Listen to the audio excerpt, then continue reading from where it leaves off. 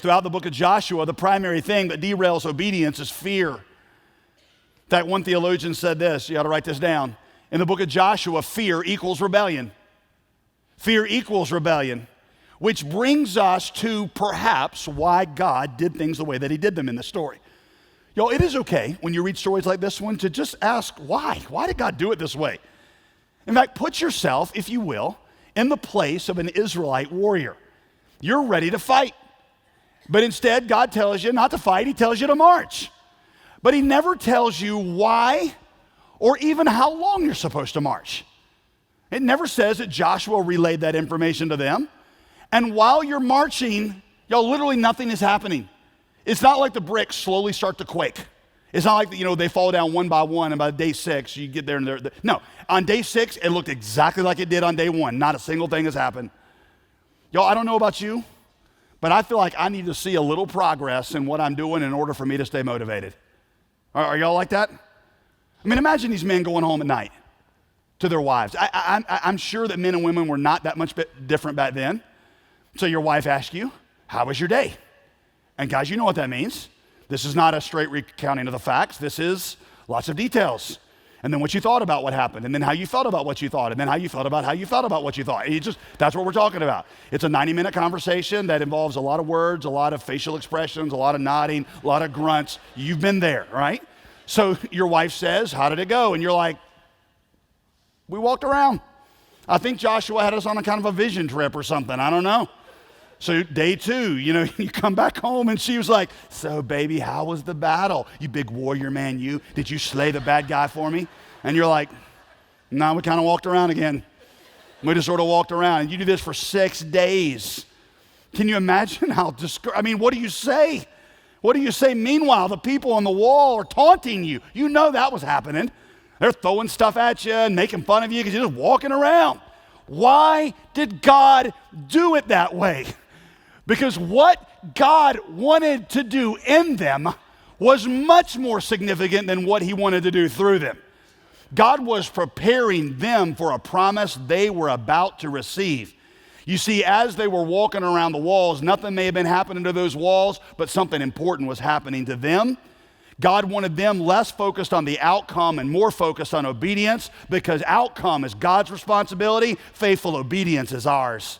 You see, God does not really need you or them or any of us to accomplish anything for him, does he? No, he can speak the worlds into existence. He doesn't need your money. He can make donkeys talk. He doesn't need my preaching ability. God does not need us for anything. So what we do for God is not nearly as important as who we become in God. Told you it reminds me of the story of the proverbial story of the little woodpecker that's tapping away at the telephone pole. Nothing happened to the telephone pole. And as he's in the middle of tapping, all of a sudden lightning strikes the pole from heaven and splits the telephone pole in two. And the little woodpecker's like, looks at it, and then he flies off and gets his friends, and he brings them back. He's like, there she is, boys. There she is. Look at what I did.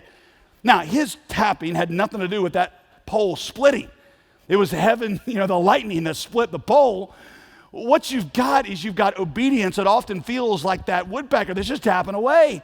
And then God sends the power. It's not like your tapping caused it, but your tapping was the faith expression day after day that God's going to do what God said he was going to do. So here's my question. Where are you right now? Where are you right now feel like you're in the place of that woodpecker? Maybe it's in your parenting. Maybe you're just plugging away at a job. Maybe you're just faithfully praying for or sharing Christ with somebody who doesn't seem to be listening and you feel like it's not doing any good. Maybe you're just plugging away at a job.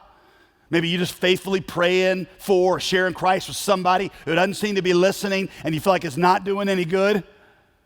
Again, y'all, there are two things that I feel like I need from God whenever I obey. I need the why and I need the when. I'm like, God, I will go through anything. I'll go through anything. I just got to see it working and I got to know when it's over. In fact, I was thinking this week about it applies to just like every area of my life. In dieting, I need to eat a salad at lunch and have my clothes not fit the next day. That's what I need, right? In fact, even better, I need to be able to stand on the scale and eat the salad and watch the weight just drop. That's what I need. working out. I'm like, I want to see my muscles get bigger, like in the middle of the exercise. I need to know when it's over. This week I was working out with a friend and we were doing one of those timed rep things and he had the clock. And I'm like, this is not going to work. I need to know like when we got 30 seconds left and when we got 10 seconds because otherwise I'm just not going to be able to make it. I got to know how much time is there. Here's the thing. God rarely gives us either the why or the when. He rarely does. And the greatest danger is that you're going to quit. What if these people had stopped on day 6? I wouldn't have made it to day 6, I don't think. I'd have been like day 3, I'd be like, this ain't working. Every day, all I'm doing, my Fitbit thing's going off every day. I'm getting my 10,000 steps. That's the only thing that's happening. That's it. There's no way I would have made it to day 6. What if they had stopped at day 6? What if you stop at day 6? What if you stop at day 6 and say it's not working? Courage is the ability to keep going even when you can't see the results because you know that God is faithful. Courage is the ability to keep going for a long time even when you don't see any progress because you know that God's going to do what he said he's going to do.